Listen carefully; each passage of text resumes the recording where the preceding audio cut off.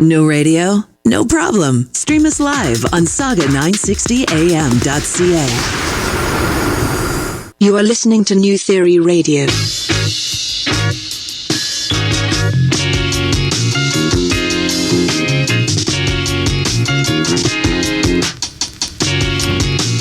Hello and welcome to another edition of New Theory Radio, here live on News Talk Saga 960 AM.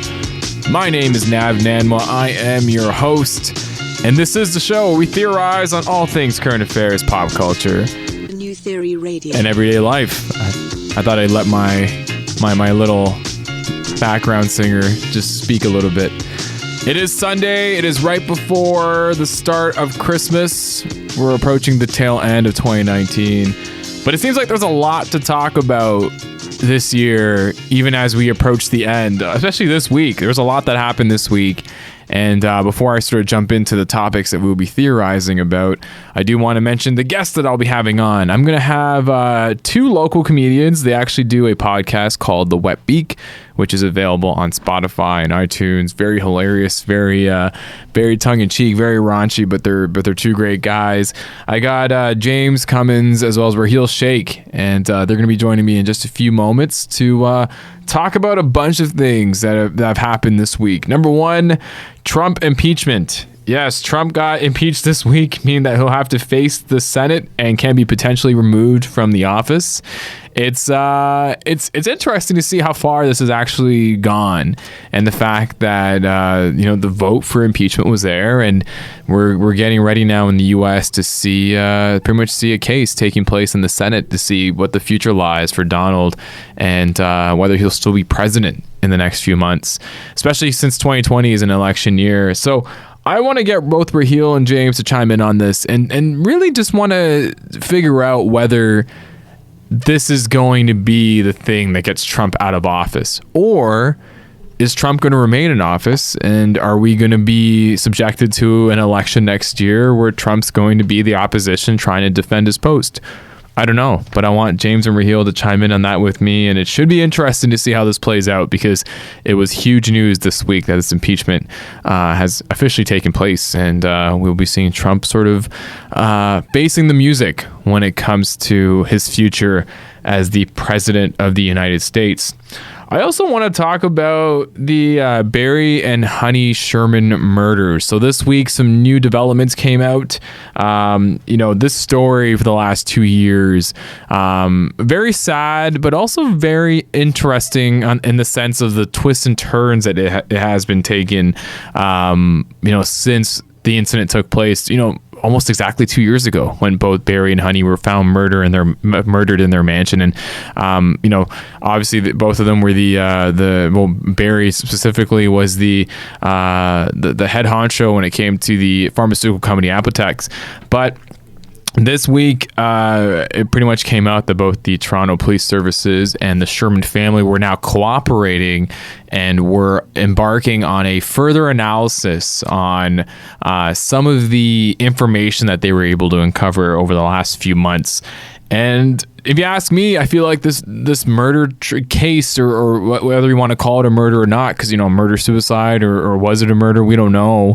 There's still not a lot of clear information that's been given to us from a public standpoint, but this to me just feels like a true crime episode, and I hate to equate someone's death like that, but it's been interesting to see the twists and turns that have been involved in this case. And I want James and Rahil to chime in and to really think about what happened here, because this is the type of thing that I was even talking about with people at work this week, and it's just very, very deranged, and I'd be curious to get both their thoughts as to where their head's at regarding this incident.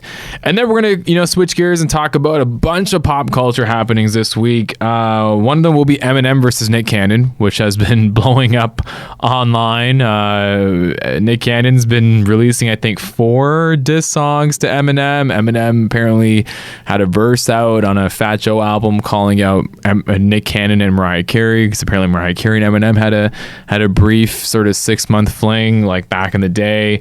What's funny about this topic is my two guests, Rahil and James, actually came out with a diss song supporting Nick Cannon and going against Eminem. So not only are we going to be talking about this beef and sort of theorizing as to why this is still happening and what it actually means sort of to hip hop and music, I want to get James and Rahil to chime in as to what drove them to defend Nick Cannon in this instance as well.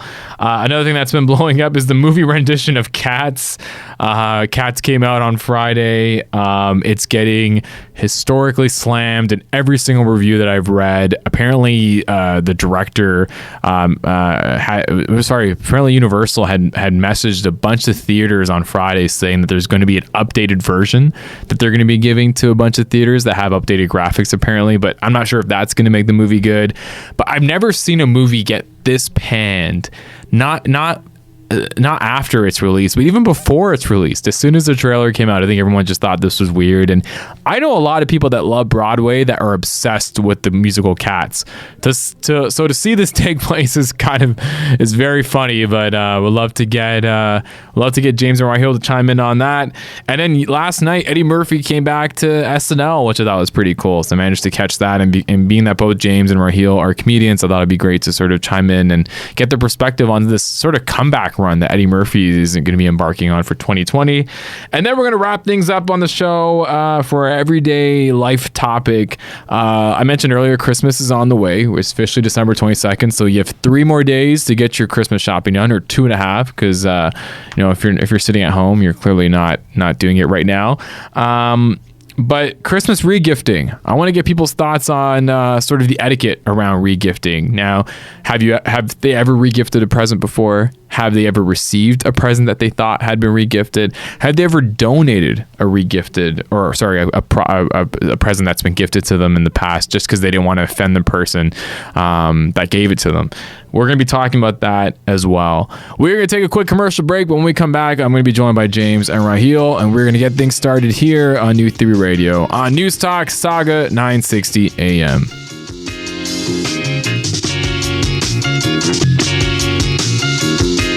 All right, and we're back here on New Theory Radio on News Talk Saga 960 AM. My name is Nav Nanwa. I am your host, and this is the show where we theorize on all things current affairs, pop culture, and everyday life. And it's about that time that we start theorizing here on the show. But before we get into the week's topics, I want to introduce my guests in studio. I have from the WetBeak Podcast 2 local, amazing, funny comedians. I got the person sitting in front of me, James Cummins is here. Hey, what's up, guys? Formerly of Drafted. Right? I didn't make it, but I sent in an audition tape, got it 1,000 views in 3 days. Yo, whatever, man. That's still called he should have made it. I should have made it. Yo, I felt pretty good about it, but yeah. Is that the same show JJ was on? He made one season, yeah. There's another comedian we know that actually was on. Oh, really? I don't know if it was the same season, but he was definitely on. So it's a reality show for umpires. No. Reality show for trying to be. So a reality show for failed players. Is that what it was? Wait. Was he actually like an umpire or what? He is an umpire, but Who? But that show it was to be a sportscaster. So again, yes. a failed It wasn't to be an umpire. That's why I want to clear that up. If you're doing 'Cause anything Rahil related to a sports is not playing sports, you are a failed sports person. Wow. You wanted to play the sports, but you couldn't. You're just not good that, enough. or you're a CFL player, but yeah. Oh man, we had a whole discussion on our podcast, and I realized how bad CFL is. I used to work for the CFL. I worked there for a year, in sponsorship. Dude, apparently the I'm best players. not there anymore, but there's a reason why. But They don't have that much money, a lot of money. 100 grand. Right? That's the highest paying. 180 grand. Yeah, that's the highest pay. And the voice you're hearing right now is Rahil Shaikh, James. the partner with James from the WetBeak Podcast. What's going on? Yeah. It's my. And when I say here, I don't mean here. I mean your beautiful country of Canada. You know, I'm not from here, man. Here's the thing. How long have you been in Canada for? In Canada, dude, here's the thing. In Canada, I've been for about 4 years, 5 years now. Okay. I don't want to lie on the radio. But here's the thing. It's on record, though. Sometimes I meet people. Yeah. Right? And it's even though you're brown, it's very obvious where I'm from, right? As soon as I start speaking. Sometimes I meet people, mostly Canadians, just very polite people, right? They ask me where I'm from. Yeah. And just to screw with them, I just go, Norway. and they all believe you? Yeah, and they're so polite. They just go, hell yeah, bud. What's Norway like? I'm like, I don't know. A lot of brown people, call centers, cows. Just commit to the bit. If there's one lesson our listeners have to take, your listeners have to take from this podcast, is commit to the bit. Yeah, Rahil loves bits. How sick. Man, did you see how sick I got it? And man, I'm so proud of myself. He just did a whole joke. Yeah, I did a joke that he tells on stage. I was going to interrupt him, but I'm like, let him have his fun. Yeah, but I was just so happy. Sure everyone at home flawlessly bought it. Oh, yeah. Everyone at home is laughing right now. Oh, they thought that was so laughing. I should probably get a laugh track on this show. Yeah. Make him feel better. Come on now. Boys, thanks so much for... I should shout out to Eric. Eric's in the studio, too. Oh, hell yeah. Yeah. Eric's the puppet master, man. He pulls the strings. He does. Eric's always hooking up the dopest guests. It's good to have both of you guys on. Your podcast is hilarious. I've listened in a bunch of times. What you guys do on Instagram is funny, too. I do want to talk about this Eminem diss record that you guys came out. Yeah. Well, we can say that conversation for later. But something similar to Eminem, not directly, almost like the opposite, is Donald Trump. The Trump impeachment was something that happened this week. I wanted to flat out ask the both of you, is this it? Like, is Trump now officially going to be out of office? What do you think? Or do you think he's going to find a way to get past this and go on to 2020 and potentially win the election? First of all... I do think Donald Trump sucks. No. Okay, I'm going to start there. Donald Trump, you're not I think Donald Trump is the Slim Shady of presidents, which is, like you said, it is similar to Eminem. I like Eminem, too. No, but you're just saying reckless things, like, but saying such craziness that it actually gets people on your side. Like, he's nuts. Eminem talking about, back in the day, would talk about stuff that's not really, like, okay to do in society, but at the same time, people are like, hey, white guy rapping... That's cool. Yeah, but enough. Keep it to one album. That's enough. But now, okay, so Donald Trump, the impeachment. I just, like, you sent me that article, and because honestly, I don't even know what impeachment means. But still, here's my opinion. Here's my opinion. As a totally uninformed idiot. So impeachment is defined as, in this context, means to bring charges in Congress that will form the basis for a trial. So so there's still a trial to be happening. Yeah. In the Senate. Dude, nothing is going to change. He'll still be the president. Like what he did. I guarantee you, dude, he's going to run and win 2020. You think so? I can almost certainly guarantee. What he did was dig up dirt on an opponent. And that's what. And he used his network, I guess, to find that information. Is that really a reason not to be president? How do you think they found dirt on Joe Biden, dude? Do you think some KGB agent just went and like, hey, Joe, what's your dirtiest secret you can give me now? How do I'll you kiss you on the lips. Is that how you think? No. Dude, they did some shady stuff. Yeah. Shout out to Slim Shady. Yeah, exactly. The Slim Shady of presidents. It always goes back to Eminem. No, but seriously, nothing is going to happen, dude. And I think the reason that nothing is going to happen, not because he's a great president. There's no... Dude, none of the major media coverage, including this, is giving coverage to Bernie Sanders. You don't see Bernie Sanders on any major television. I've seen Elizabeth Warren get a big clip the other day. Of course, dude, because she has 4 billionaire backers. They're like, you're going to be the oldest person inaugurated if you win president. And then she'll be the youngest. She's like, I'll be the youngest woman. Yeah. Bravo. Yeah, which is great. Women are great, aren't they? Yeah, they're good. That's a good zinger, though, man. That was a good way to flip it. Dude, but it was a good zinger. It's you don't elect presidents based on memes, dude. It's a meme, and people are going to vote based. Yeah. If you were in the US, who do you think he would vote for? Donald Trump for sure, the number one.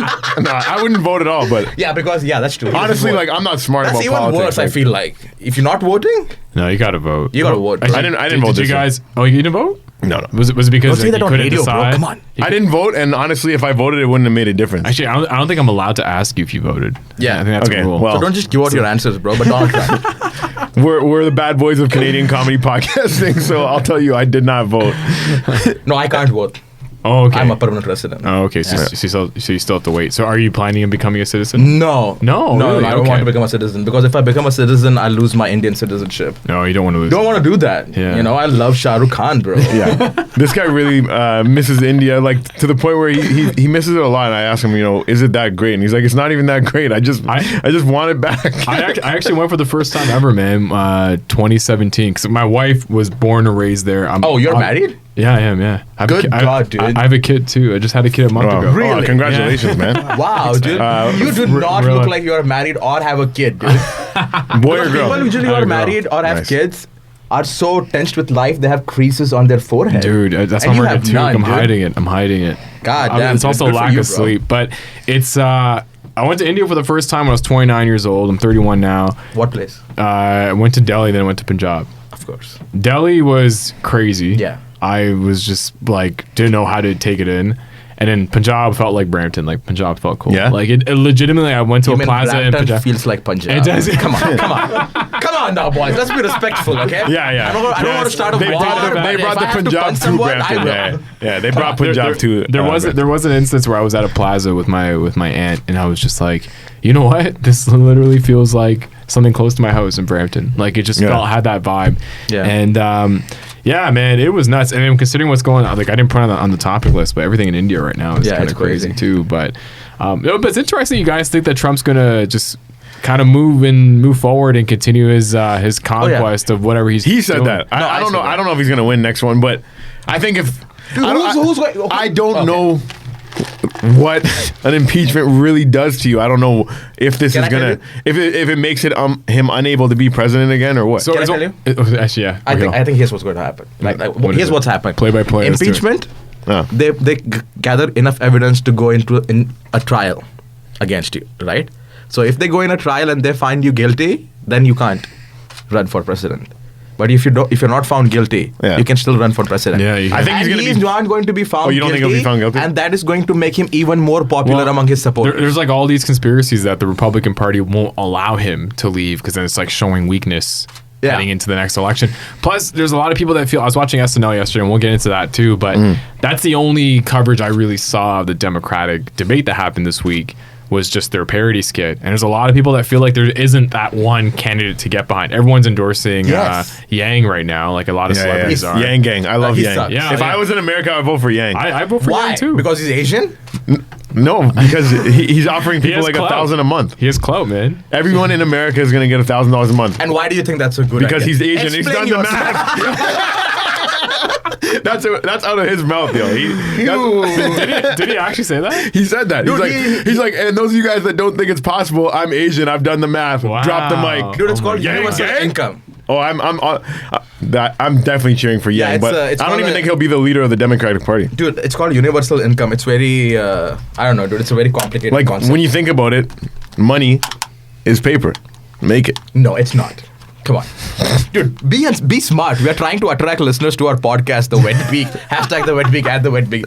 Well, if I draw them in for my intelligence, when they get there, they'll be sorely disappointed. I was actually, while you guys were talking, I was actually trying to look up that statement. Now, apparently he has been making like stereotypical Asian jokes. I think that, but you know what? Maybe that's his in for white America. Maybe he's like, you know what? I'm going to play to it versus go against it.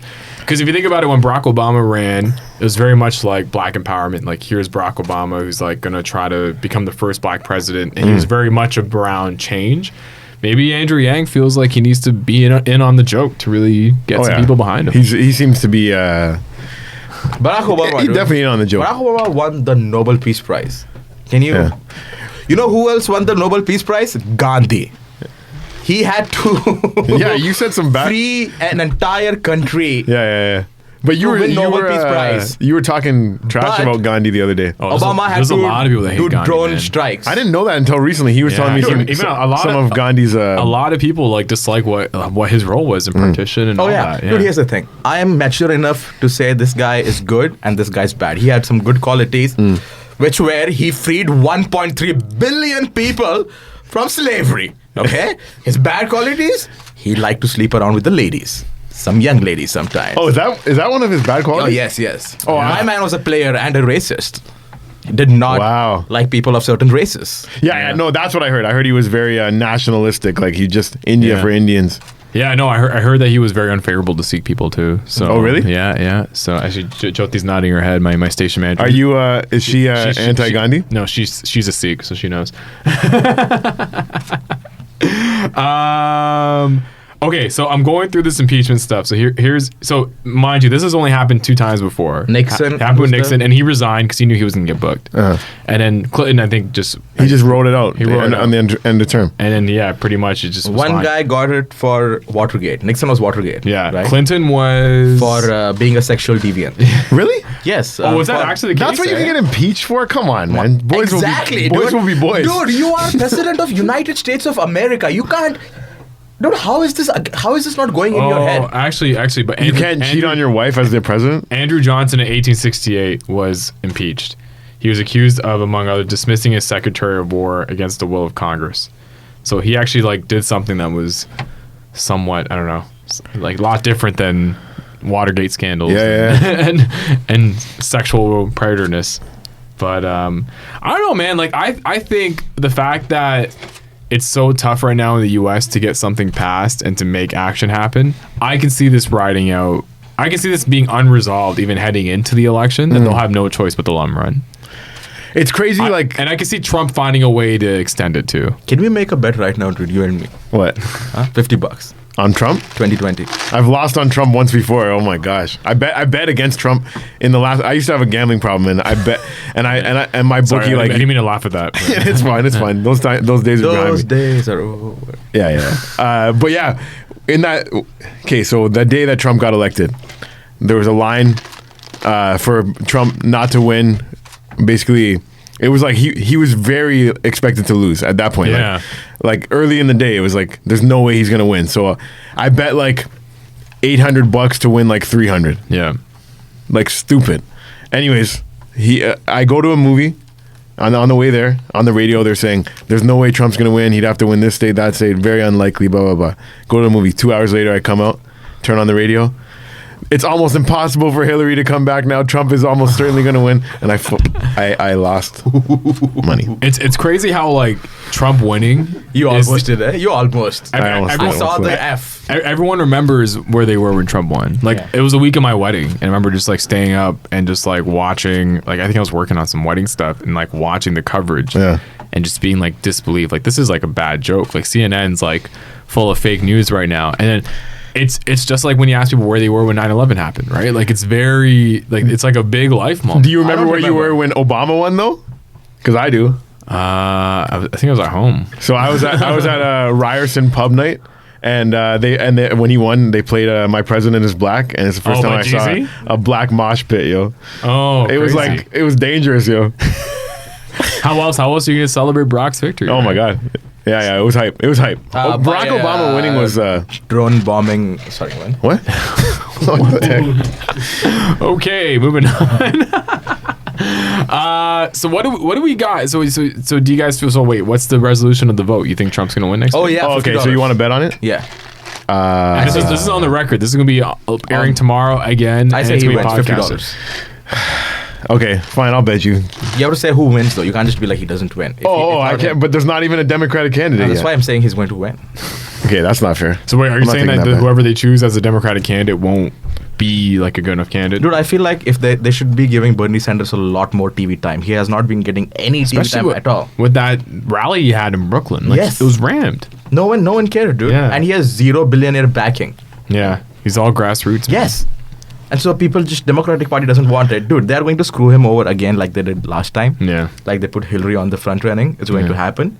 Same thing is going to happen. You think Hillary's going to get back in the game? No, it's going to be someone else this time. Hillary was very unlikable. I'm not really into politics. But she didn't really, as much as people were like, oh, it would be good to have a female in office, she didn't really help that cause based on the type of human that she is and the soft skills that she had. She's not very personable. She's not. No. Is that the word? She's not very affable. And when she tries to fake it, it comes off very obviously fake. Oh, you know totally. what I mean? I got hot sauce in my bag. And I was like, no. Is that what she said? Yeah, she did. Yeah. She was using Beyonce words. Wait, what was it? Elizabeth Warren that was trying to woe? She woed, right? I think. Oh, really? I think so. I'd like to see that. Moving on from Trump, another big story from this week that I want to get both your theories on are the murders of Barry and Honey Sherman. Barry obviously was the head honcho at Apotek, which was a big pharmaceutical company. This entire story is nuts, man. Mm-hmm. It's so crazy. These murders happened about 2 years ago.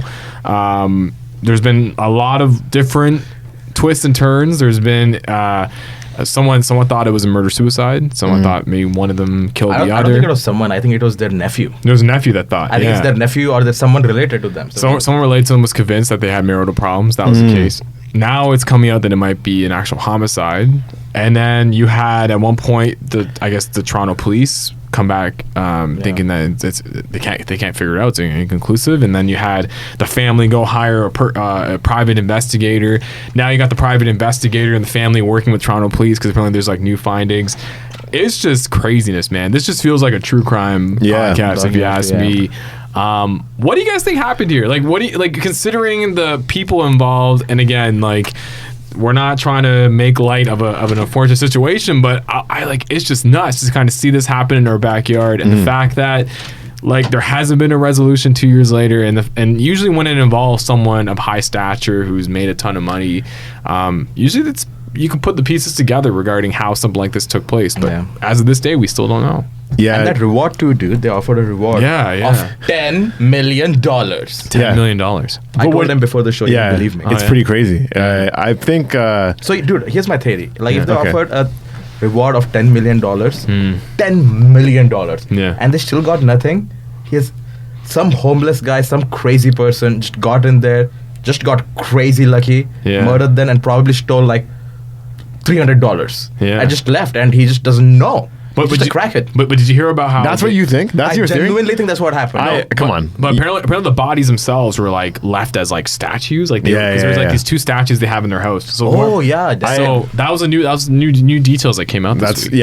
And which is like creepy as hell, man. That is creepy as hell. Yeah. I was looking at the information and the clues that are out there, and I think it was Professor Plum in the TV room with the candlestick.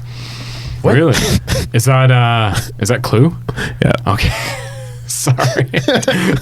tough crowd. That's when we need Jyoti to chime in with the round of applause or the laughter track. Oh, I think she might have. It's too late. It's too late now. Don't add the laughter. Dude, anytime someone adds laughter track, like I feel like we are in post-irony generation right now. Anything you add, it just seems so sarcastic, Just like. Oh God. But yeah, no, Thanks. I don't know much about this case. The fact that they were left in the bodies of statues, it seems like whoever did it wasn't just trying to get money. It was like some real. It was like a personal vendetta, man. Personal I think so. stuff. Yeah, like, for sure. No, it's not. I don't think it's personal vendetta, dude. You think so? Eh? Yeah, he would have. That person would have gotten caught. Someone would have ratted, dude, for $10 million. Someone would have. Yeah. Or it's just a serial killer, dude. Well, a really good serial killer. There's been a couple of theories that's a hitman that just literally was too slick and just got it done. I don't know, man. It's just it's a fascinating. Was it gunshots? Or what was it? It was neck wounds. It was like so they got too choked. Yeah. Can I get some? Wow. Yeah. It was. Do you guys watch wrestling at all? Yeah, I love it. We watch wrestling. Very reminiscent of like the Chris Benoit murders, man. Because he ended up strangling his wife and his kid. Oh, I thought he put her in a crippled crossface. Oh my God, dude! I don't even know what that means, but all right, moving on. All right, moving on. James Cummins, everybody. Do you guys see this? Do you guys see a resolution coming with this? Now that the private investigator and the Toronto police are working together. Do you feel like there's a resolution coming up? Yeah, I feel like another 5 years. You think so? It's going to take some time. Another 5 years. I feel like there's going to be money to be made from this mystery. If you don't solve murders within the first 48 hours, it almost never gets solved. Unless they're billionaires. Unless there can be a Netflix documentary made. This is Dude, you know what? This will be a Netflix documentary, 100%. This is my crazy theory now. This might not make sense, but I feel like someone at Netflix might have. So that they can make a documentary. I don't know, dude. Yeah, they want to star. Yeah. But why kill billionaires? Did you watch? Sorry to change it. Did you watch the Don't F with the Cats? Yeah, the one. No, I haven't seen it yet, but I'm going to. What is it? Because that's about another famous. Magnata. Yeah. Is it good? He used to live like right around the corner from here, pretty much. Yeah. It was in a it's a Toronto thing. Oh, it's Ontario. So when he did the murder, it was in Montreal, but. But yeah, that documentary, the whole time I was like hoping at the end it would talk to him in like his prison cell or whatever, but they didn't get that. Spoiler alert. Yeah, right? You don't want them to hype the criminal up. The whole thing was hype. They made a whole documentary about him, and all he wanted to do was to be. No, but you're giving him actual airtime when you put him on, though, no? Actually, well, speaking on that, why do you guys think there's such a fascination with these crime stories? Because we are first of all, dude, when I see a documentary like a murder documentary, my first reaction is go, thank God it's not me. Yeah. Right. So that is the initial release of going, holy. You're watching a couple episodes and you see them come to your door. You're like, oh, jig is up. They got me. So first, I feel like there's an immense amount of release as soon as you see it. I feel like that's one of the biggest reasons. Wait, are you saying thank God it's not me as the murderer, or thank God it's not me as the victim? Depends on what kind of documentary I'm watching. You know, sometimes I'd like to be that. Sometimes I'd like to be this. I'm bipolar like that, guys. Because, realistically, like, you guys are in the podcasting game. My podcast, this show. Like, there's a person I know that used to be like a finance executive. They actually was a wife of a former coworker of mine. They got laid off their job. They started a true crime podcast. Now they're killing it. And they're like, they're pretty much telling stories about these crimes that have been falling under the radar. And it seems like there's an entire, like, I think one of the reasons why people are so fascinated by these Sherman murders, outside of them being so rich and so well known kind of in the community, is just almost the twists and turns that this is taking. Yeah. And even with the Don't F with Cats documentary, like, I saw people knocking the guy in the way he pronounced Etobicoke. Yeah. Like Etobicoke.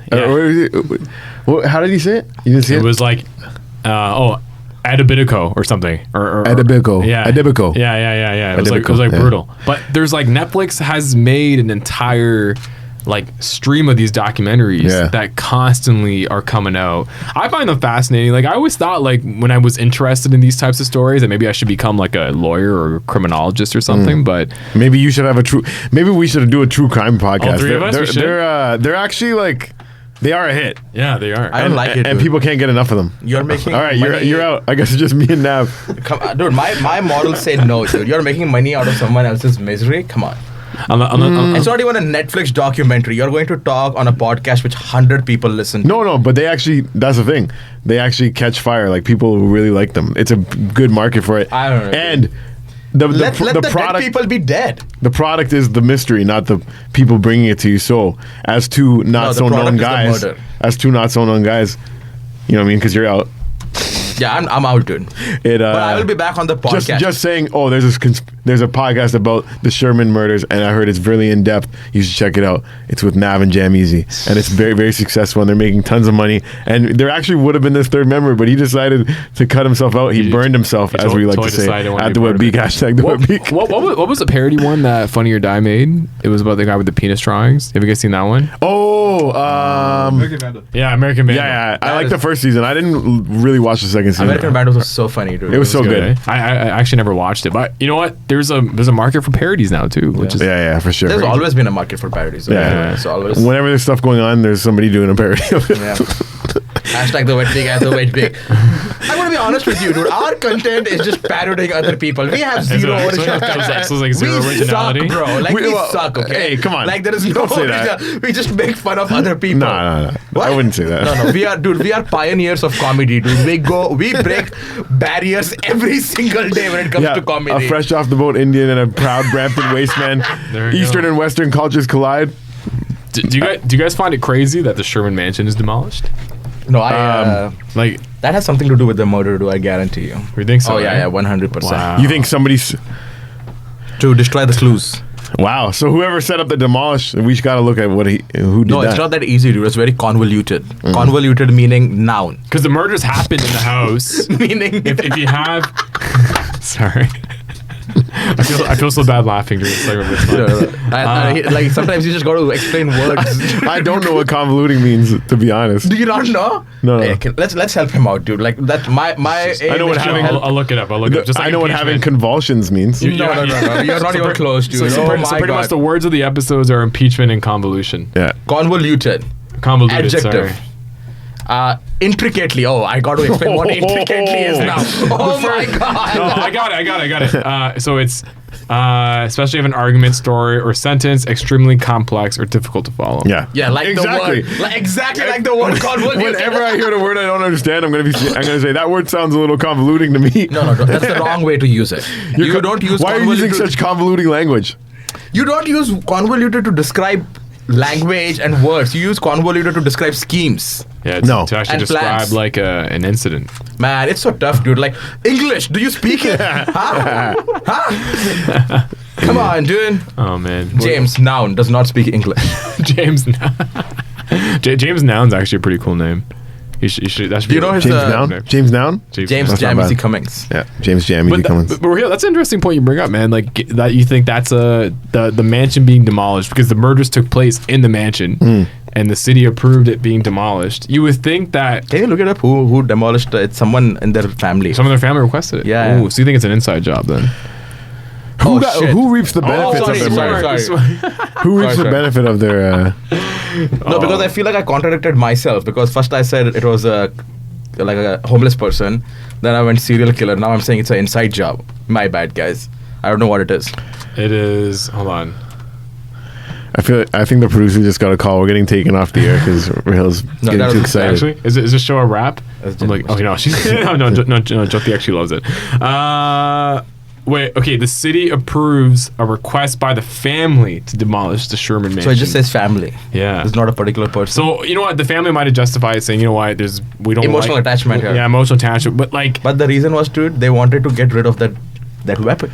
But what's the better way to get rid of a weapon than to just demolish an entire building? The weapon was choking them? The reason why they demolished the property was because because they felt that if they had there's going to be some, because there was a murder scene, there was a murder that happened in the house, no one would buy the house. Yeah. So it would just be there, that the house would be no one would buy it. Gotcha. So that's why they want to demolish it. Now the land is on sale, so whoever buys the land, they can make their own house. Oh, gotcha. That's so why they demolished it. They wanted to demolish it because anytime there's a murder or any suicide or anything within any property, the realtor has to provide that information to the buyer. Yeah. What a great scam. I would make an argument that there are some people out there who would pay extra money to buy a house that people will be murdered in. There is. There is. For sure there is. Well, even like I went to Miami, so the Versace mansion. Yeah. Is that was a crazy story. Have you seen that, dude? Oh, that story was wow. insane. Okay, let him finish what you're saying. Awesome. Oh, sorry.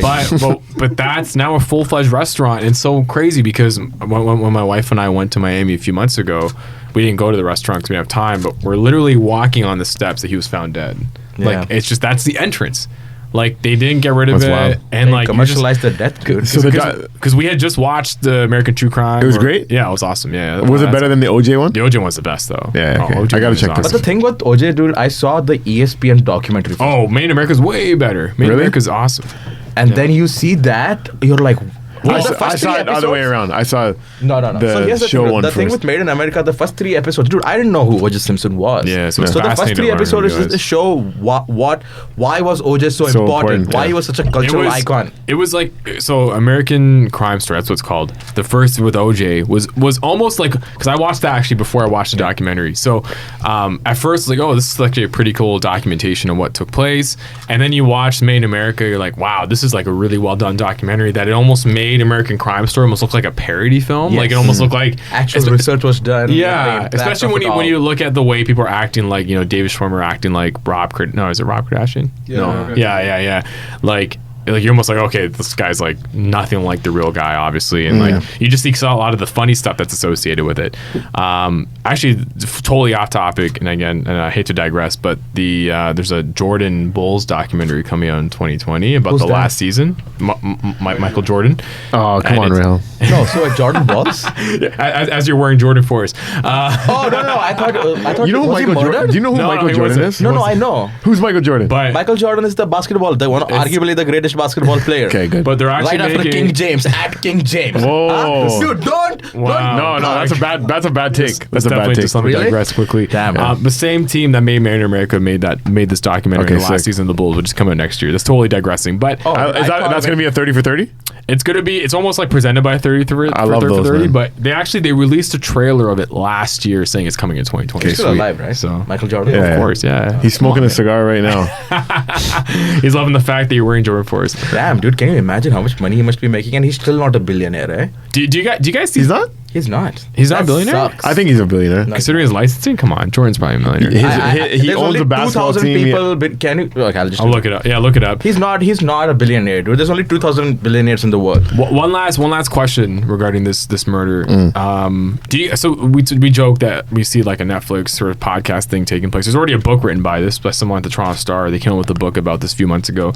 Do you guys see like this going into becoming a movie? Like, do you see this becoming like? Do you see a lot of this sort of creeping up. Like, do you see this almost treated as folklore when it comes to sort of crime in Canada and just one of the crazy stories that hasn't been resolved? I think so. I think people are more excited and interested by like the titillation. Yeah, the titillation of it, and not like, because I don't know. My internet sucks here, dude. Huh?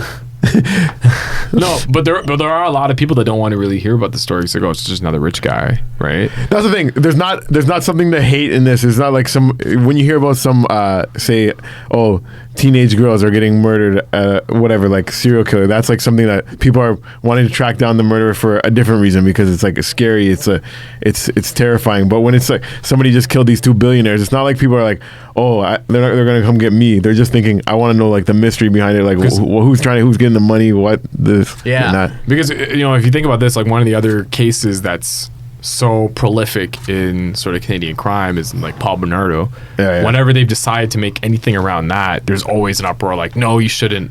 Oh, like, really? You shouldn't. Yeah. Well, they were slated to make a movie a few years ago. I remember hearing about this, and literally people were like, no, there shouldn't be a movie about this. Yeah, I remember hearing about that too. I think like Zac Efron was going to play Paul Bernardo. Yeah. It was some real hunk, Yeah, and I think that's what there was a lot like a lot of flack on that too. It's like, why are you going to make the guy good looking because he was such a killer, right? Yeah. So, but that was the thing. Him and Carla Homolka were like a hot couple, like arguably, subjectively, and that's why it was like, I don't know. It's crazy, man. Yeah, it's nuts, man. It's nuts. I was just gonna say the Luca Magnotta guy. He apparently was like calling into radio stations. He was a model, no? I don't know.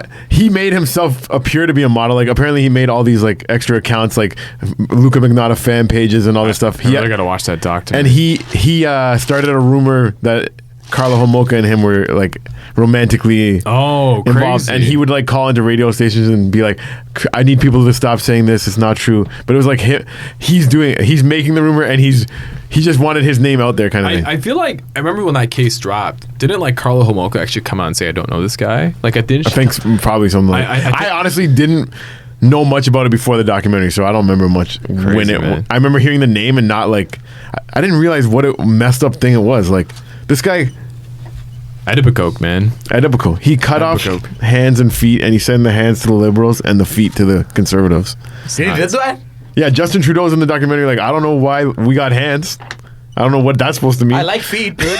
Canada, I just want everyone to know I like feet, okay? Yeah. Oh my God. I feel like the Liberals are the feet, not the hands. Oh my God. So it's almost like he had a choice. I gotta watch. Is that a good documentary? It was good. And it's short too. Well, it's 3 episodes, so 3 hours, hour. Yeah. Okay, I'll definitely You'll fly through it. I just want to give a quick shout out to the Corner Comedy Club. Yeah. At the corner_CA. Is that in Toronto? That's in Toronto. They've been open about 3 years and 4 years. 4 years. Actually, Ernie Vicente plays at Corner a lot, right? Yeah. Oh yeah. Ernie, New Theory Radio alumni, who's strangers to the Queen show. and John, and the other one is at Queen and Carla. So that's Rahil Shaikh, and then joining us with him is James Cummins. Was it Jam Ready? Jam. You're right. Jam peanut easy. butter jelly. Jam easy. Yeah, Jam Ready. You know why? Jam Ready. James Ready. The beer. James Ready. Yeah. I used to drink that because Cash I was is like, outside. my name was in it. That's where I got confused. Yeah. He's also a Milwaukee Bucks fan. That's actually a dope Milwaukee Bucks hat, though. Yeah. Don't hate me for that. Like I love the Raptors too. Is that a vintage?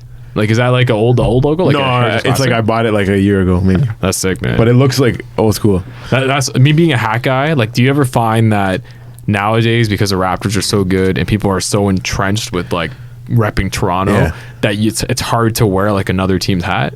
Like even now, like I wore a Boston Red Sox hat because the Boston Red Sox hat's pretty nice. Like it goes well with a lot of things. And I remember someone being like, "Well, you can't support the Jays, man. Like because we're not winning right now." Majority of the time, I wear Raiders hat. Like I have so many Raiders hats. I have every Raiders. So pretty much Ice Cube. Is that what you're trying to say? I'm pretty much the Ice Cube of Toronto comedy. No, but are we there yet? Yeah, man. Both times. Okay, so when I became a Bucks fan, they had Ray Allen, Sam Cassell, Glenn Robinson. They were good for about 2-3 years, and then I had a bunch of years where they were shit.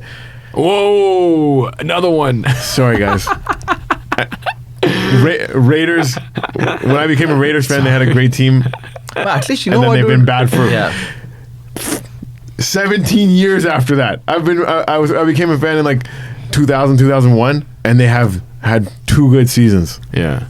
Well, I remember like what was it? That Jadakiss line. He's like Sam, I could sell. Respect my conglomerate. Yeah. Like Sam, I could sell. Yeah.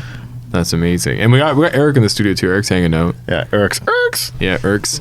Stay out late in the building. Stay out late had a great year this year too. Congrats, man. Congrats, all the streaming numbers.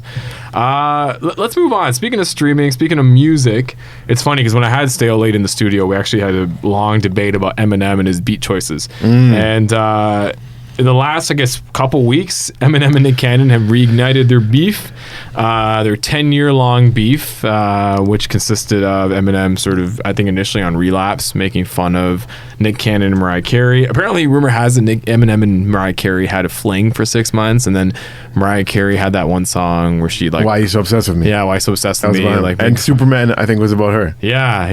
And then damn. Eminem, I guess, when he came back sober, took some shots at her and shots at Nick Cannon. Then it got reignited because Eminem appeared on Fat Joe's new album and made further jokes. And Nick Cannon apparently now has been making numerous diss songs. I think from what I was reading, he came up with the one just recently, and he included a clip in there from an old Eminem song from '93 where Eminem talks bad about black girls, and he's now trying to cancel Eminem. You guys have decided to side with Nick Cannon on this, which I thought was hilarious. You guys actually went as far as No. Here's the thing. to not only record a song and make a video. There is Love Don't Cost a Thing, Wildin' Out, Drumline, Gigolo. He's a man of many talents. I can't given believe you're supporting Gigolo, man. With R. Kelly on that song. Come on. Oh, don't get me started on R. Kelly. I was a big R. Kelly fan, and now I am not. But I can't even watch that documentary. I can't even stomach, man. I watched the first 15 minutes, and I almost. And there's a part 2 coming out next month. There's a part 2, 3-part series. It's really hard to listen to songs I used to love, like "Your Body's Calling." Seems like you're ready. She wasn't ready, R. Kelly. Oh man. What? Okay, so why Nick Cannon's side? Hell yeah, that's James's bit right now. I feel like that should be told on the stage. I actually have probably like 15 minutes on R. Kelly that have done very well this year. Really? Whenever something in front happens, of R. Kelly fans, though. Oh, okay. Everyone else hates those jokes. Do you think so? I'm just trying to be funny, dude, because we do a comedy podcast together. Yeah, okay? at the WetBeak, hashtag the WetBeak. Yes, but Also, but it's funny because you know what I love about Nick Cannon's diss song before you get into the track. Which one? Made? Okay, so he has what? He has 3 of them now. He came out with another one, and it's funny. I've heard 2 of them. This one came out according to US Weekly. They can release a 3rd diss track on this past Thursday on the 19th. The song's called "Cancelled." And you know how Nick Cannon's like embracing Sikh culture and he's wearing a turban? He actually mentions that in the song, which I thought was kind of funny. Where is it? Where's the line? He goes, "We let you be a guest in this house, but now you canceled, Slim. Had to put my mother effing turban on outside your mother effing suburban home. Protesting with AKs and guns. Our queens don't need your racism. You're the KKK of this generation." Really? Yeah. That was lyrics that and then he goes, "I don't give a," and then he drops the D word. "If his A word was young, I can't let that slide. That's on my son." Oh. So okay, do we know what Eminem's line about black girls was? Eminem, I probably won't, for the sake of this podcast or this radio show, really? I will not mention it. Okay, maybe on the next break. It's not, he's not dropping, like, I think Eminem did get in trouble a couple years ago with dropping the N-bomb. I think they found some old footage of him dropping the N-bomb. This was more so, he pretty much said, black girls only want your money, don't date a black girl. Like, it was, and then he... Oh, it was like an interview. No, it was actually in lyrics. It was in a song? It was in a song, and then... That doesn't sound like it rhymes too good. It was called Foolish Pride. And he then later came out like in the early 2000s saying, he just had broken up with his African American girlfriend. He was frustrated. He was wrong. Okay, so why did you guys side with Nick Cannon? I think because it's hilarious to side with Nick Cannon. Yeah. Okay, that's Rahil, what about you, man? So Rahil, you were watching in Drumline in India. No, that was the line that we googled what rhymes. What was the? No. I think we were just looking for stuff that Nick Cannon has done good that we can get behind. What are some of his strengths? I haven't watched Drumline, by the way, just in case you're wondering. I have no idea. Drumline wasn't a bad movie, though. I don't know a single Nick Cannon song. Love Don't Cost a Thing was good. Was that with Christina Milian? Yeah. Okay. He made a movie when we were looking up stuff that he's done. This isn't a big one, but he made a movie last year called King of the Dance Hall with like a bunch of dance hall artists in it. That was on YouTube, wasn't it? Like, wasn't like I think so, original? Yeah. So that I might have to check that one out. I'm a big fan of dance hall music. Nick Cannon apparently he has the rights to Suge Knight's story, I think, or something like that. Yeah? Like he has a tight relationship with Death Row. And he said that, like, I think if somebody wants to make anything on Suge Knight, I think he has the rights to dictate it. I was going to make something Death on Row Suge Records. Knight. Were you actually? I had an idea to make a cartoon called Good Night Suge Knight. And it's Suge Knight telling stories to the other prisoners about how he was actually the good guy in all these stories that make him seem so bad. Yeah. Like when he was hanging Vanilla Ice out that window, like, it was actually like, you know, he was the hero in that story when you really think about it. What do you have against Vanilla Ice? I don't have anything against Vanilla Ice, but apparently Vanilla Ice, that song was written by somebody else, melody and everything, and he pretty much took it and he never paid him out. So Suge Knight was like, "Hey, you're not going to give us that money. You just give us that money." And it's also funny that because Nick Cannon and Mariah Carey aren't together anymore, so you're seeing like this beef happen between Nick and M, and then on the flip side, Mariah Carey's just raking it in with All I Want for Christmas Is You, even going as far as releasing a brand new video featuring Nick Cannon's kids in it. So she's just not even paying attention to this beef. She's just like, you know what, you guys battle it out. I'm over the both of you. Dude, neither is Eminem. Only Nick Cannon is just on the side, just shouting. And no one cares other than Nick Cannon, dude. No one. Some of the things Nick Cannon decided to go at Eminem for were hilarious. Like, he's like, you're taking care of a kid that's not even your baby. Like, yeah, being a good stepdad is something to really be ashamed of. What? Yeah, that's crazy. Yeah, because he's but isn't it like his niece or something that he's taken in, like Eminem? That's even so. Why are you making fun of him for that? I don't know. It's almost like he's stretching. Yeah, you're a good father. And then I also love the fact that very responsible of you. But it's also funny that Nick actually invited him to come on Wild and Out. We want to go on Wild and Out. That's really why we did the diss track. Dude, if Eminem went on Wild and Out, that would be the highest viewed episode of Wild and Out. For sure. That is why he wants Eminem on Wild and Out. Eminem is still, even though people knock him for the fact that he's sober now and that his music isn't that great, that Machine Gun Kelly diss last year, woof, that was nasty, man. Yeah, it was good. Yeah, I like the Machine Gun Kelly. Yeah, me too. I think Machine Gun Kelly he still has it. Like Eminem, you think he won that? You think Machine Gun Kelly won that? Really? Dude, he went for Eminem, dude. Like, that's the biggest underdog moment. I love underdogs, dude. You call out the king and you do a great job at it. He made a very listenable diss track, I'll say that. So apparently, Complex actually has like a timeline. So this beef actually started in 2009, which is hilarious. But in 2016, Nick Cannon did like an interview on Tim Westwood saying that he would love to get in a boxing ring with Eminem. Yeah. Because he can't rap. Clearly Eminem did. So the one thing he can do is beat Eminem literally. And then I didn't realize that T.I. has a podcast. But that's where Nick Cannon brought it back. T.I. has a podcast? Yeah, of course, dude. All failed comedians. Cannon also mentioned he wanted to fight the rapper. Podcast, you know? Wow. I was ready for whatever. I went looking for him. I need to show my wife I'm a man. I'm number one. And then 2, he said my name. I said I'm not going to be able to out-rap you, but I will whoop you. That's so he accepted that. He should so why are you releasing 4 diss tracks? Like, slow down, relax. Yeah. Also, it comes across as too needy. It comes, you know what it comes across like? Like you're texting a girl and she just sends you one message, but you send 7 messages back. Yeah. You're like, hey, let's hang out tonight. I'm busy. Okay, how about tomorrow night? Oh, no. Okay, how about we pencil me in for February 12th? Dude, shut up. Shut up, okay? But is it a situation where Eminem probably doesn't think like Nick Cannon's like worthy of a battle? Because if you think about it, like Eminem is a lyricist, you know. Dude, Eminem has so many. Dude, Eminem is an actual rapper. People who consider him one of the greatest. Nick Cannon's hosting The Masked Singer. Right? Do you know what would be cool? Like if you put your pro wrestling cap on, is one day you have Eminem as like a secret contestant on The Masked Singer. And if I'm Fox, I'm doing that, man. I feel like people would immediately know who Eminem is.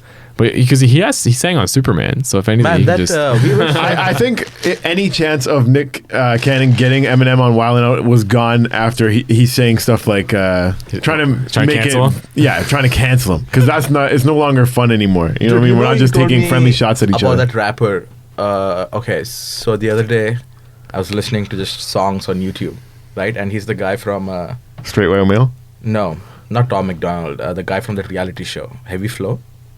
I don't know. Rhythm and Flow. Oh, Rhythm and Flow. Okay, which the guy, did you watch that, Nav? No, I haven't seen it. But it has you should watch. T.I., Chance. It's pretty good. Cardi B, yeah. Dude, so I was just listening. There's a guy in that who sounds like Kendrick Lamar, dude. You told me. Yeah, D-Smoke. I didn't really believe you the first, but the other day I was just listening to it on the background. I was like, the fuck? I never listened to a stamp.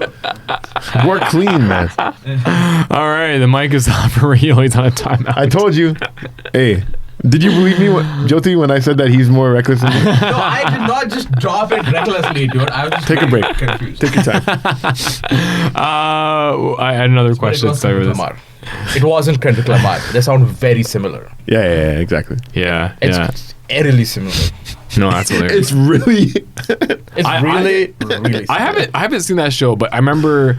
You know what's funny? Like, I remember when BET used to do Freestyle Fridays on Washington Park. Like there was such a heavy emphasis on battle rapping. Yeah. And then even now in Toronto with King of the Dot, right? That's kind of cool with Bishop Brigante and all those peeps. Now you have like Rhythm and Flow. I haven't seen it, but it's not battle. No, but they do have one episode where to get to the next round you have to win a battle, and there's some really good battles. I want to ask you something though. Between things like King of the Dot and like battle rapping like a Freestyle Friday or in Rhythm and Flow, it's like on a beat. Do you prefer to watch a battle on a beat or just the acapella stuff? Okay, so I remember being a big mixtape guy back in the day, and one of the most circled battles that was on Kazaa at the time was Cassidy versus Freeway. Okay. And everyone's like, oh, Cassidy bodied Freeway, like Cassidy just won it. Because when Cassidy was on fire. Yeah. I liked it, but then I also was just like kind of bored a little bit because it was no beat. It was just like they're having a conversation. And then Cassidy killed it, but Freeway, I don't know what he was talking about. He just kept, free. And I remember just thinking, like, you know what? I'd rather like a beat because I remember like Jin back in the day on 116 Park, like him rapping on a beat. It's way better. It was so better. Yeah, I actually like because I think I was gonna say like a rapper that I think that freestyles amazing, like, and you can actually tell he freestyles is Common. Like Common will rap on any beat and just go with it. Yeah. And I think that's what I like. No offense to King of the Dot and white rappers, but I think like acapella battles are made just for white people because they can't flow on a beat. It's like you can't figure out how to just ride that beat. Okay, we're gonna just take the beat out and you can just speak your lines to this guy. I'm a lyrical monster. You're an imposter. It's just like let's just throw a beat on it. It's like spoken word, right? Yeah, like it's more so just dramatics. Anyways, I don't. My favorite white rapper is Post Malone. At me. Hey man, Post Malone, most streamed artist this year. I honestly love listening to his music. But he's not really rapping anymore though. Yeah, he's got melodies, man. Yeah. I love, and his melodies are even from White Iverson. That's his breakout track. It's big because it's like more of the singing than the rapping. You know what I mean? So, have you guys got any negative feedback for backing Nick Cannon? On this? I mean, Nick Cannon is writing a diss song about the WetBeak. That's his next big move, dude. He's like, how dare you support me? Have we gotten any negative feedback about stuff before? No, we haven't gotten any feedback at all. Dude. We are really hoping the New Theory radio station will put us on the spotlight. We've got 3 views: me, him, and my mom. That's all. Well, 4. I watched it. Actually, 5. I sent it to Colorblind Photography. When did all this happen? Let's celebrate. Don't talk down on us. We're really a hot, rising young podcast on fire and probably doing more than most. You know what I mean? Oh yeah. Let's switch another topic. On Friday, the movie rendition of Cats came out, which Memories all alone in the moonlight. No, but I know that song. That song's a classic. Did you actually watch Cats like in the movie? No, I just heard that song. So Cats. Interesting sort of movie choice. Obviously it's a very successful Broadway play. They decide to make it into a movie. A lot of it's very CGI. Like what they've actually done is it looks freaky. It's super freaky. They actually got a lot of really great actors like Idris Elba, Dame Judi Dench. You have like singers like Taylor Swift and Jason Derulo in it. Jason Derulo is complaining now that they edited out his package from his outfit. No, is he really? That's what they were saying. Because he released that picture and. And then the funny thing is what they did was they used CGI to take that actor's face and make it into a cat. And I remember when the trailer dropped, because like normally around this time you get that one sort of epic movie that people want to watch. I think a couple years ago it was like Mamma Mia, and then a couple of other years it's like you always got like that one musical movie that's like a feel good movie that people would want to watch during Christmas. So I guess Cats was trying to be that this time around, and I feel like as soon as the trailer dropped, everybody just totally did not care, and they were like, "This is the weirdest thing I've ever seen in my life." Yeah. To the point where apparently the director hadn't finished the movie till like a couple days before, and then he actually told, Universal told a bunch of movie theaters, "Hey, we're gonna send you a brand new version because we're still making edits to it." Yeah. But it's just a weird movie, man. I don't know. Did it have a good opening?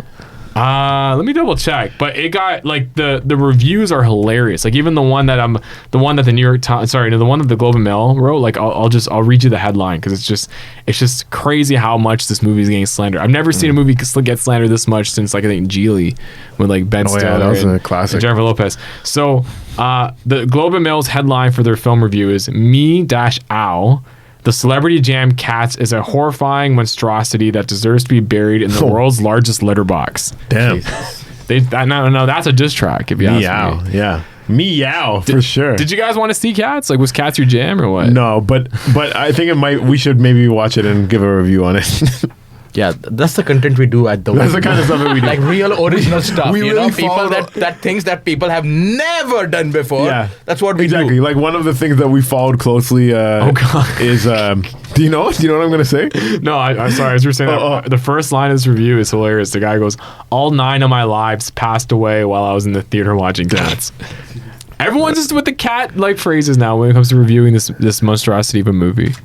Yeah, I'm trying to think of a good cat pun to say. I personally feel like people are gonna pay to watch to see how bad it is. Like I think nowadays people like a good train wreck, and I think people would spend money. Like, hey, I feel like this movie is gonna have almost like a cult following where people are gonna be like, hey, it's so bad, but like it's so good at the same time. I think it's very possible. I'm gonna look up what it got for the first week. I'm gonna go to the Cats movie and.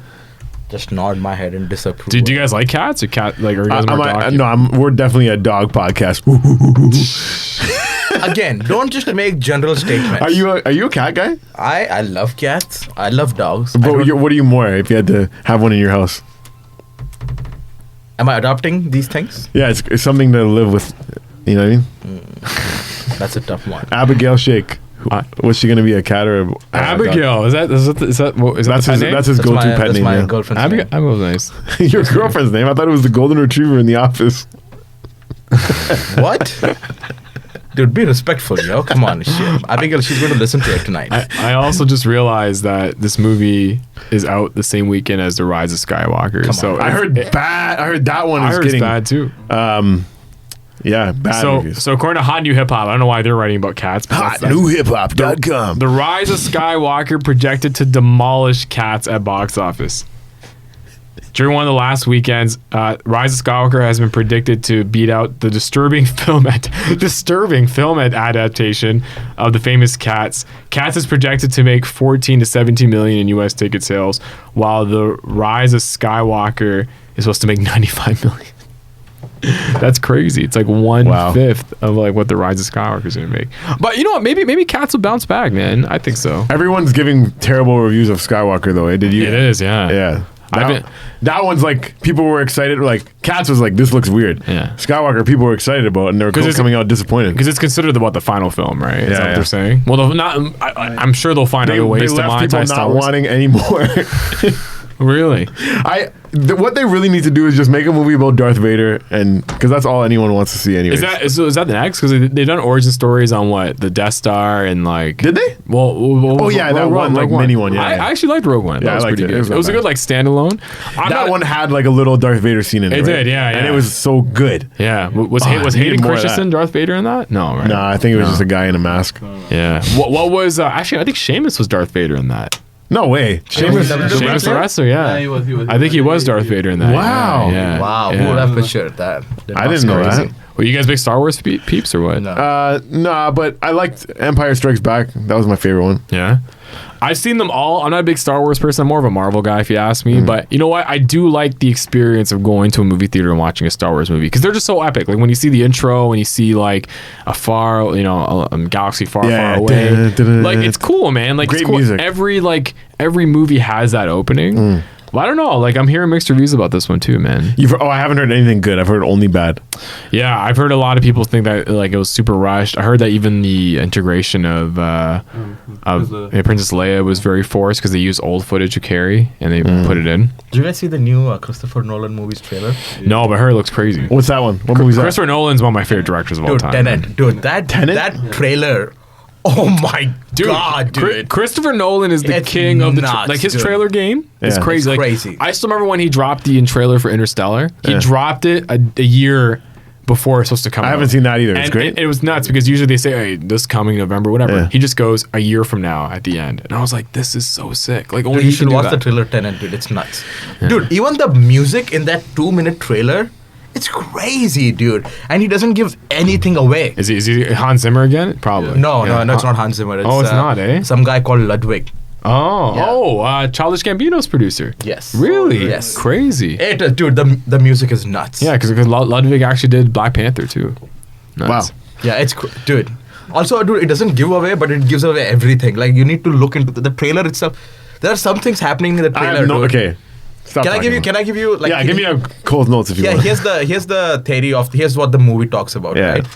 So the criminals commit crime, but they commit it backwards in time. Oh, that doesn't make any sense to me. That is Christopher Nolan for you, dude. So if someone told you they're going to hack your brain and implant an idea for you to do something, it's like that's like Inception, man. All over that's what Inception. I robbed a bank last week.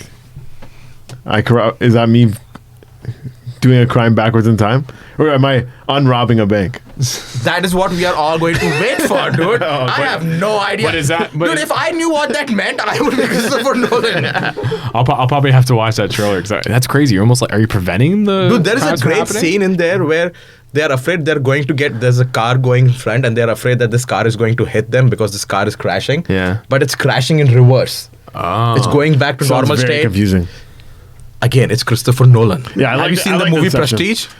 Have you seen what's his other movie where Leonardo DiCaprio is the detective? Inception. Shutter Island. Shutter Island. Have you seen Shutter Island? No, Shutter Island's Scorsese though. My bad. Yeah. Have you seen what was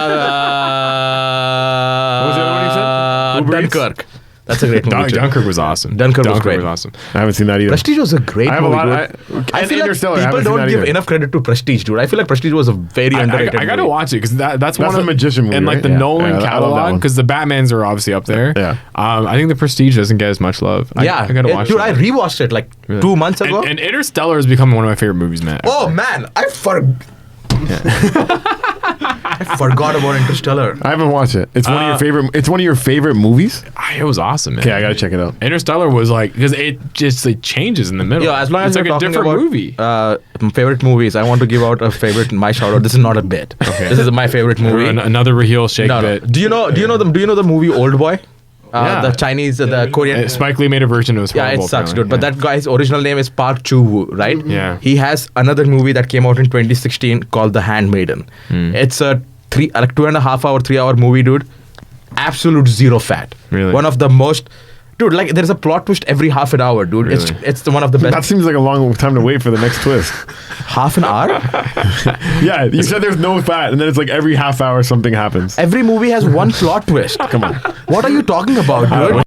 Oh wow, Ringo Starr is coming to Casino-rama. That's awesome. There's two Beatles. Oh God, come on, don't kill Paul McCartney. Yeah. Even there is a rumor that Paul McCartney isn't the real Paul McCartney, but we'll save that for another show. Speaking of like legends, so last night Eddie Murphy came back to SNL after a 35-year sort of hiatus. Eddie Murphy's kind of like on this 35 years. Yeah, man. He was a part. Last time he hosted, actually, Eddie Murphy's crazy. So he. Last time he was on SNL was 35 years ago. He was actually a cast member, but he's the first cast member to host. Like he hosted at the same time because he pretty much for like 4 years he was SNL, like all of his characters, and then eventually like Beverly Hills Cop came out and he just pieced out, and then there was like a beef. So I was reading about this yesterday. There was like a beef in '95 where David Spade apparently made fun of Eddie Murphy because he had like 2 flops in the '90s, and then Eddie Murphy apparently called David Spade and was like, "Yo, it's because of me you have a job, because if I wasn't a part of SNL in that 4 year period stretch, SNL would have been done." Yeah. And then apparently there was like a long-standing beef. Then Eddie Murphy comes back for like the SNL 40, like a 5 years ago. Yeah. And didn't really do much. Like, I think he was supposed to do a skit on Bill Cosby, but that's when Bill Cosby had a lot of his issues. Yeah. And that's when started, all the victims started coming out. And then, Dolomite Is My Name came out, and he was also in Toronto a few months ago too for TIFF. But it seems like now he's like kind of on a run. Like he's gonna go on. Yeah, he already finished filming Coming to America too. Yeah. Apparently, he's working on another stand-up for Netflix. Netflix is just throwing money around. You guys got to get a Netflix deal, man. That needs to happen. Hope so. I say it like it's so easy. So yesterday, when on the opening monologue, he brought Chappelle and Chris Rock and Tracy Morgan. But Chappelle, Chris Rock, Eddie Murphy, they were like, "This is like half Netflix's budget right here." And those specials with Chris Rock and Chappelle have been awesome, man. Oh yeah, I'm looking forward to an Eddie Murphy stand up in 2020. I think it'd be interesting. I think so he says he's gonna still be he's gonna still be offensive, talk whatever he wants. Was he to an say. offensive comic? He was. Heck yes. Really? So I actually Delirious, right? Yeah. Everyone knows Delirious. Delirious is on, I don't know if it's on Netflix, but I think it's on Amazon Prime. You ever watched Eddie Murphy stand-up? No. There's a lot of bad words in it. A lot of bad words. He also does poke fun at the LGBTQ community quite a bit. So Delirious is the legendary one. So if you watch that, it's like... How old was he when that came out? He was like 21, 22. Like he was young. What? Because when he joined SNL, he was 19. And that was... Damn, yeah, he's a beast. So right now he's 58. Wow. So he's been in the game for a while. And then Delirious, I remember I showed it to my wife because my wife had never seen it. So Delirious was the first one. Delirious was the first one. And then Raw was second? Okay. Raw was second. And I remember showing my wife Delirious, and she laughed, but she's like, some of these jokes do not age well at all. And we've talked about Chappelle on the show too, when his last stand-up, where some people were not liking the transgender jokes and all that. Yeah. But you know what, man? Like, I think that's the fine line that comedy is in. And how do you guys manage that? Oh, I'm because considering you did crack a joke about Chris Benoit earlier. Yeah. I'm pretty like, I wouldn't say, I don't know. What do we say? Affably offensive. And I've heard that I'm joyfully disgusting. Somebody told me that before. Somebody came up to me and that's how I think I've never.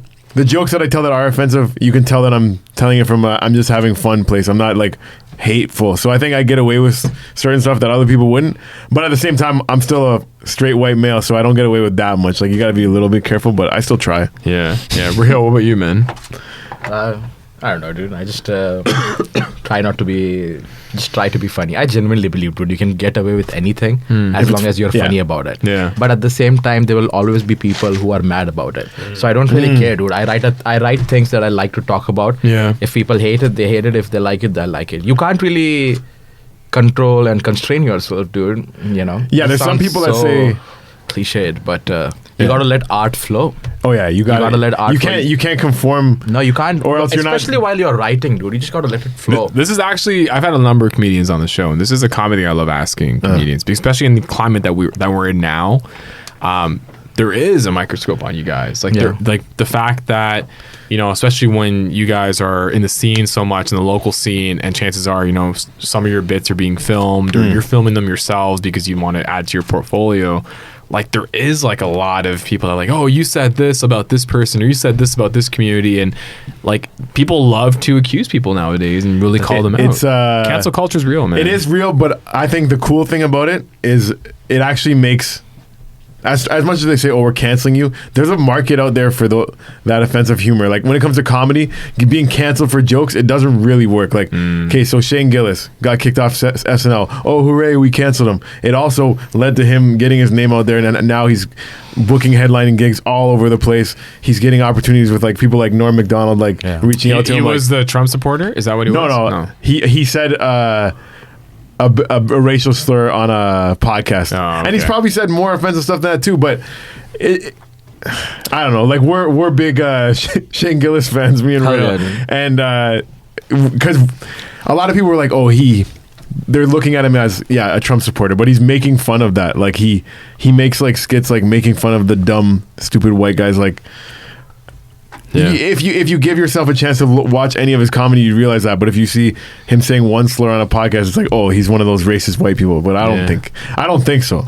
Going back to Eddie Murphy, are you guys excited? Like, do you guys think that he's going to come back? Like, is there a sense of work? Because dude's not been like Chris Rock and Dave Chappelle, where he's been consistently putting out touring specials and stuff. Yeah. He's been kind of laying low. He joked yesterday that he's been, he literally took time off to raise his kids. Now he's America's favorite dad, no longer Bill Cosby. I know, that's so funny. That was a funny bit. Yeah. He still has it, man. Like I found myself, it was funny. I was watching it on my phone because we had to put my daughter to sleep, and then I gave my wife a break, so she was sleeping, and I was pretty much on daughter watch. So I had my earpods in, I'm watching on my phone, and I was trying to control my laughter and I don't remember the last time I laughed like that during an SNL. That's what I was telling you, dude, right before the show. Yesterday had to be one of the funniest episodes in years. Yeah, did you watch it? No, but I just know Eddie Murphy. He just has that kind of faith in Eddie Murphy. It's true, man. Like and again, now SNL really, they really try to tap into sort of the new wave of media in regards to making sure that some of their skits are funny enough that they go viral the next day. It's the same type of model that Jimmy Fallon applies, or even like a Colbert or Corden tries to apply with their late night content. It's like, let's create funny bits that can eventually go viral and kind of let the show live in other mediums. But man, like Eddie Murphy, like he played a lot of his old characters and it went over very well. And like even Coming to America 2, I know a lot of people that love Coming to America. I know a lot of people that when they heard that there was a rumor that there was going to be another Beverly Hills Cop, they were like, no way, don't ruin the classics. Don't do this, don't do that. I think with him at the helm, man, I think you might get what you want. I would take another Nutty Professor as well. I really like the. Would you take another Doolittle, or are you excited about the Robert Downey Jr. Doolittle that's coming out next month? Oh, I didn't even know there was a Dr. Doolittle. Is that the one that talks to animals? Is that the one that talks to animals? He talks to animals. So originally it was I forgot who the actor was, but it wasn't an African American that played the original Dr. Doolittle. But then pretty much Eddie Murphy had a period where he was remaking a lot of these classic white films. With African American characters, like Nutty Professor too. I think there's a version. Oh, really? Before, and then now there's a movie. Well, there's a Doolittle movie coming out next month with Robert Downey Jr. I saw the trailer. I'm like, dude, how are you gonna follow up Avengers with this? But yeah, it's curious to see like next year how Eddie Murphy kind of taps into sort of Netflix and this new age technology, man. Because I think it can work for him. Yeah. He's gonna go on a really hot run. And then he'll just be done again, I think. He has 10 kids, man. I'm very excited to see if he takes on touchy subjects in his stand-up, though. I would love to see that. Because when he did his movies, it was all family-friendly movies. It was. He did the first two specials. They could really offend some people. And then he was family. So now he's coming back, how many years later. There's a lot of... like 35 years later. Well, that's from SNL. Well, the pressure's real, though. Because if you think about it, when Dave Chappelle came out with his first stand-up... after leaving the Chappelle Show, it took a number of years. I think it probably was one of those first specials he put out on Netflix. Like there was a lot of pressure on, is this guy still funny?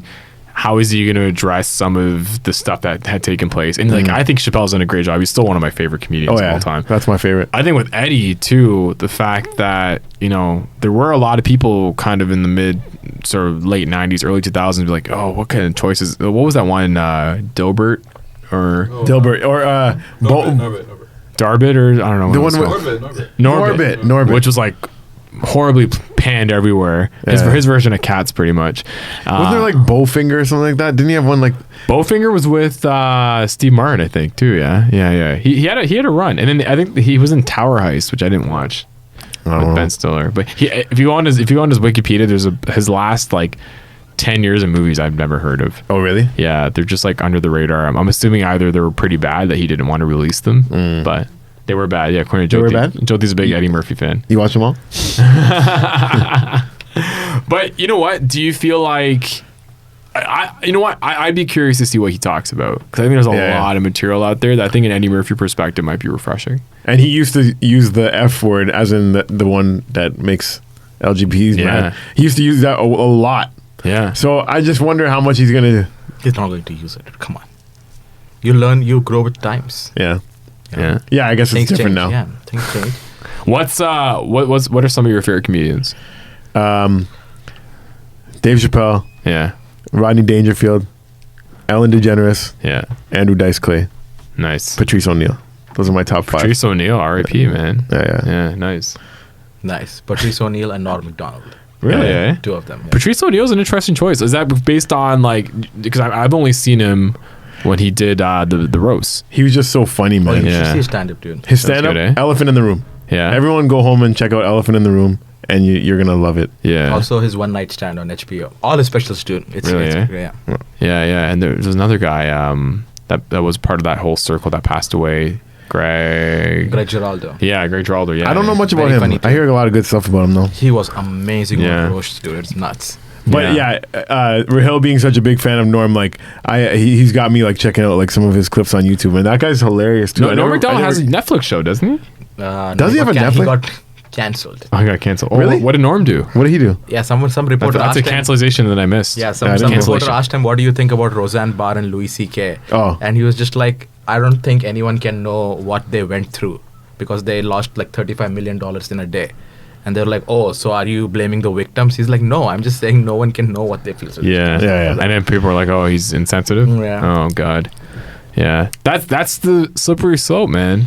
That is. I know when the WetBeak at the WetBeak hashtag the WetBeak really blows up and me and Rahil become household names. I feel like the takedown is going to become real quick because we say some reckless stuff on the podcast. But we own it. We're not hiding it between things. Yeah, he who excuses himself accuses himself. Yeah. Okay, but just based on your statement right here, like how much importance is around owning it? Like you have to own it. You have to own it. Yeah. You can't be scared around the things you say. If you don't come from a bad place, like somebody taking it as a bad thing, that's on them. Why are you listening like that? Yeah. Fix your ears. You can't be bogged down, dude. Like for everything you say, there will be at least one person who will be like, "Oh, that's not funny. That's offensive." Blah blah blah blah. Oh yeah. Just let it go. Yeah. You know. I was gonna say one thing that we did. But no, I'll say I don't think we should talk about it on the radio. What is it? Is it really offensive? It's not like it's not words offensive, but the concept. You definitely got Jyoti's attention. It's like, what are you gonna say? No, it's not curse words or anything. It's just something offensive that we did a bit that my dad called me and he's like, "Oh, you guys should chill with that." Oh wow! So you got pops calling you out. Yeah, it was never forget. Okay. Rahil's thinking about that. Like, what? I'll just say it. It's not that. I think it's gonna be okay. I think it's now you're making it so weird, dude. You should have just started it. Don't hype it up. Basically, just as a joke, we were talking about how Osama bin Laden was a true underdog story. Oh my god! We put like the Rudy music under it. We put like the yeah. You have Jyoti just like ready to like turn your mic on. And so basically, you can find that at the WetBeak. It's pretty funny, but it was very like obviously we're joking. All right, moving on. Sorry. Let's talk about regifts because Christmas is coming up. Yeah. Let's switch it to Christmas. This is my everyday life topic of the week. What's your theories on regifting gifts? Are you guys for it, against it? What's the best thing you've ever regifted somebody? Rahil's never got a gift before. I don't know. Not a Christmas gift. Poor guy. He was never good enough for Santa. Rahil, being that you sorry, naughty. Do you celebrate any aspect of Christmas, like even the gift giving aspect? No. Okay, not in my like we never. He's a Grinch. Yeah, so you just accept the holiday. You're a Grinch. No, I'm Muslim. That's what we are called. Okay.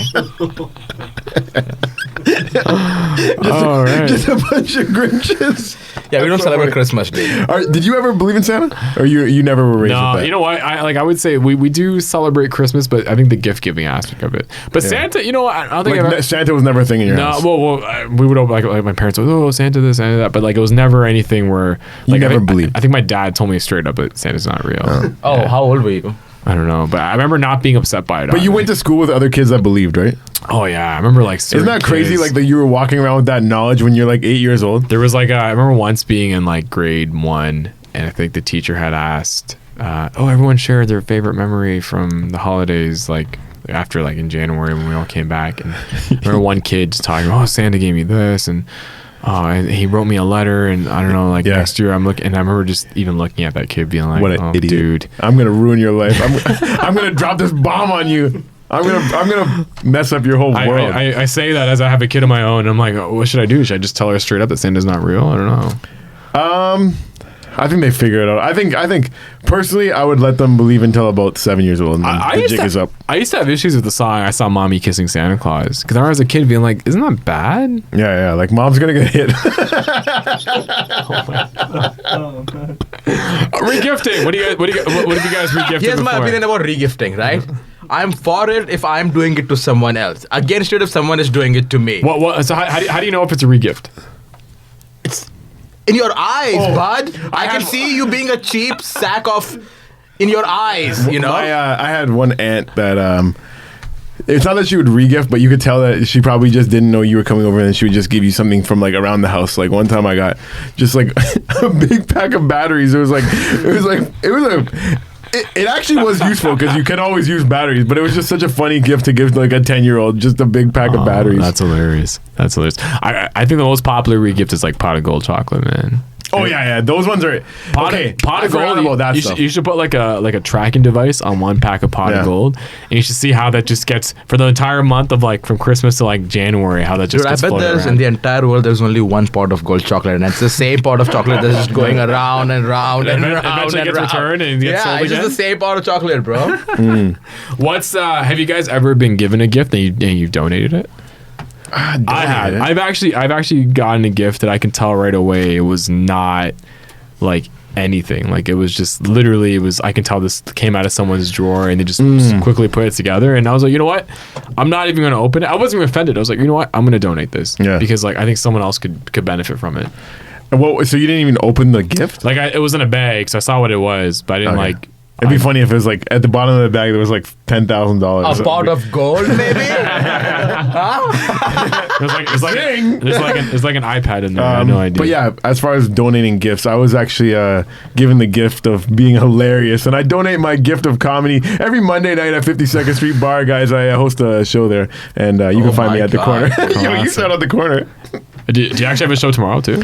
Yeah, I do have a show tomorrow. No days off. Check it out. 9 p.m. Ernie Vicente is going to be there. Ernie Vicente is going to be there. Ernie's actually a regular there because he lives in Brampton, so he stops in all the time. Nice, man. Hopefully, we can keep the show going. The owner that liked me, he just got bought out. Oh no!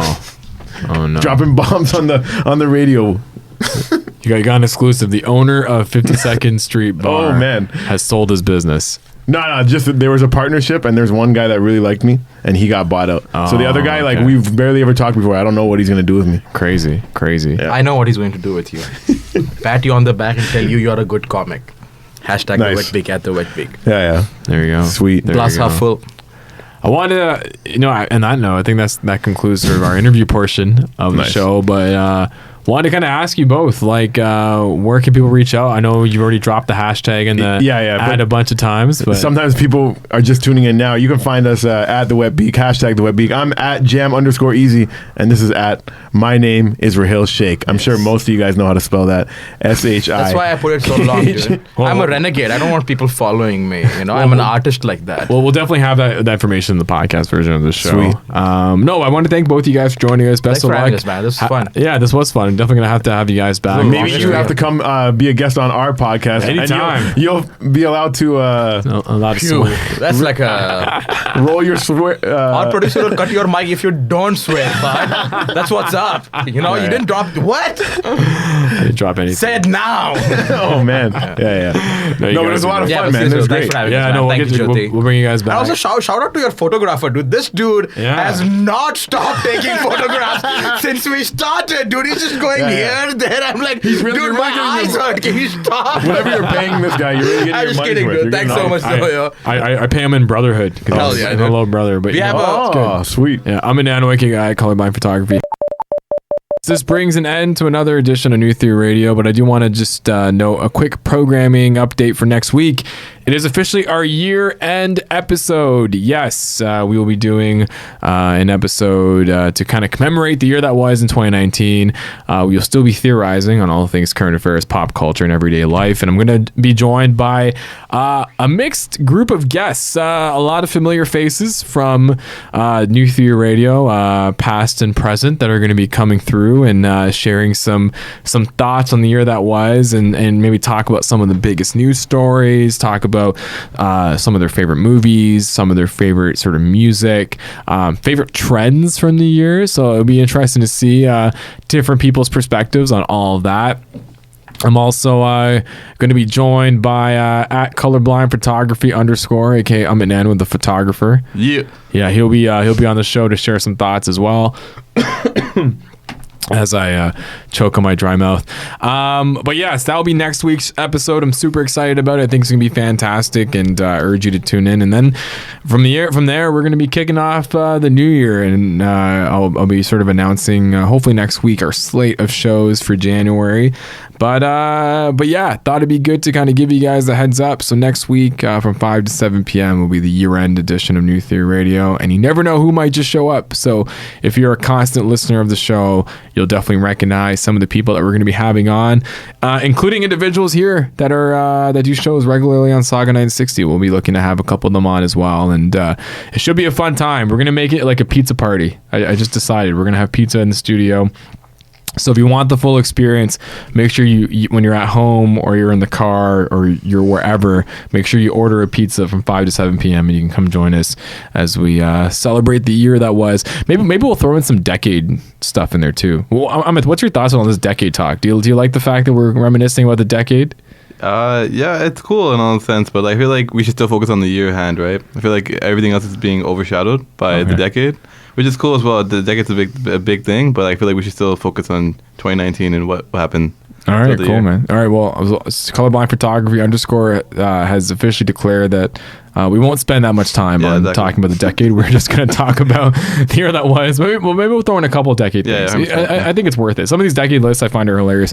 It's amazing what's happened in this decade too, man. It's crazy to see all that. But again, this concludes this week's edition of New Theory Radio. Thank you so much again to the WetBeak Podcast for joining us. Thank you to our lovely producer Jyoti Panna, who's quick on the boards. Apologies for some of the bad words that were said over the air. They will be edited out for tomorrow's edition of the show. If you missed today's edition, it replays again tomorrow at 8 p.m. And then the podcast version gets released on Tuesday on iTunes, Spotify, and NewTheoryRadio.com.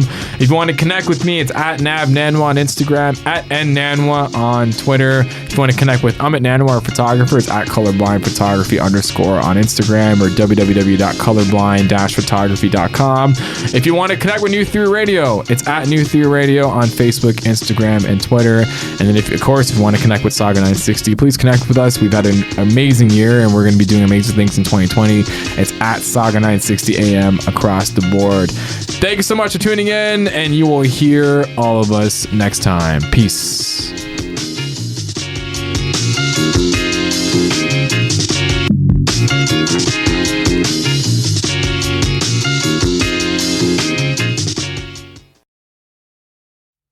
At American University, we don't just hope for change, we create it. We don't just dream of a better world, we make it a reality.